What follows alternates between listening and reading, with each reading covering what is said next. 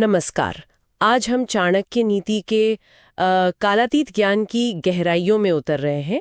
हमारे पास चाणक्य नीति, कालातीत ज्ञान और रणनीति लेख के कुछ अंश हैं और हमारा मकसद है आचार्य चाणक्य के विचारों को, उनकी पृष्ठभूमि को और सबसे ज़रूरी आज वो कितने रेलेवेंट हैं इसे समझना।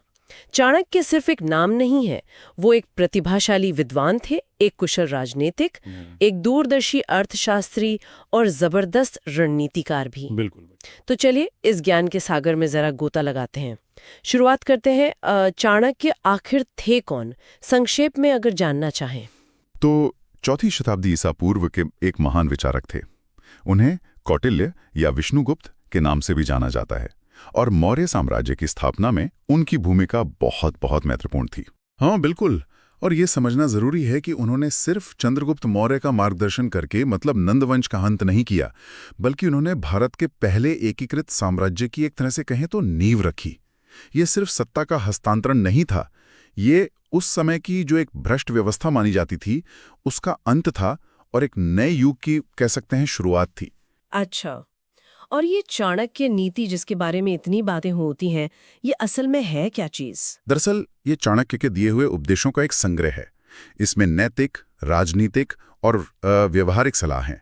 संस्कृत में लिखा गया है ये ग्रंथ और इसमें 17 अध्याय हैं जो जीवन के लगभग हर पहलू को छूते हैं। हाँ, पर इसे सिर्फ उपदेशों का क्या कहते हैं पुलिंदा समझना ठीक नहीं होगा।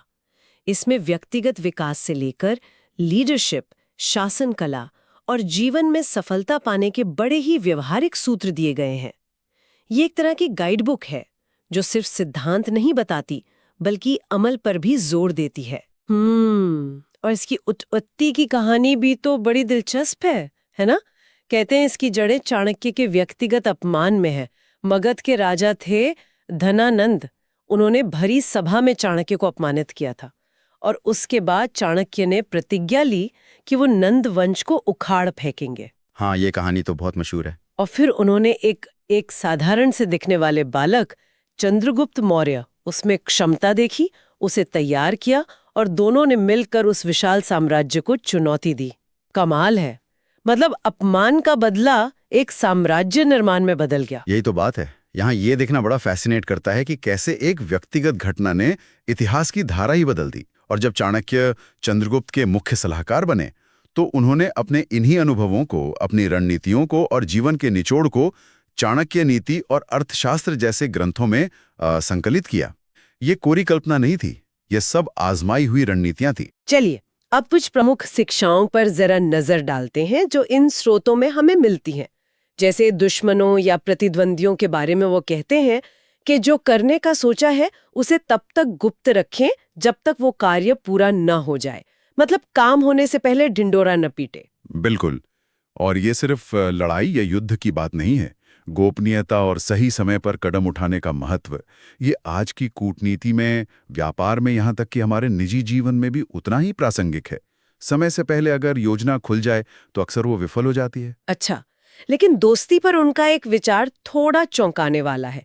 वो कहते हैं व्यक्ति को बहुत अधिक ईमानदार नहीं होना चाहिए। सीधे पेड़ पहले काटे जाते हैं और ईमानदार लोग पहले परेशान किए जाते हैं।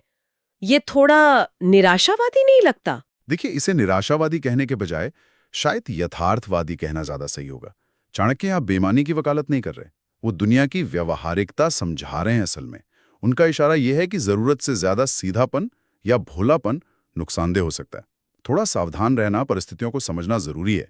एक तरह का संतुलन, बैलेंस साधने की बात कर रहे हैं वो। समझिए। अच्छा, शिक्षा के महत्व पर उनका जोर देखिए। वो कहते हैं शिक्षा सबसे अच्छी मित्र है। एक शिक्षित व्यक्ति का हर जगह सम्मान होता है। शिक्षा सुंदरता और यौवन को भी मात देती है। सही बात है। यहाँ ज्ञान की जो स्थायी शक्ति है उसे रेखांकित किया गया है। बाहरी सुंदरता हो या जवानी, वो तो वक्त के साथ ढल जाती है, पर जो ज्ञान आपने अर्जित किया है, जो विवेक है, वो हमेशा साथ रहता है और सम्मान दिलाता है। ये एक ऐसी संपत्ति है जिसे कोई छीन नहीं सकता, है ना? बिल्कुल।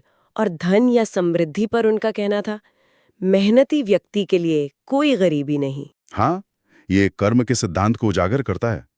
चाणक्य मानते थे कि परिश्रम, बुद्धि और सही आचरण से व्यक्ति अपनी नियति खुद बना सकता है। सिर्फ भाग्य के भरोसे बैठना उनके दर्शन में नहीं था। ये वाकई अद्भुत है कि 2000 साल से भी ज्यादा समय बीत गया और आज भी चाणक्य के सिद्धांत राजनीति, लीडरशिप, बिजनेस मैनेजमेंट और यहाँ तक कि व्यक्तिगत जीवन में भी राह दिखा रहे हैं। बिल्कुल। आज भी आप देखिए, दुनिया भर के मैनेजमेंट स्कूलों में उनकी रणनीतियों और अर्थशास्त्र का अध्ययन होता है।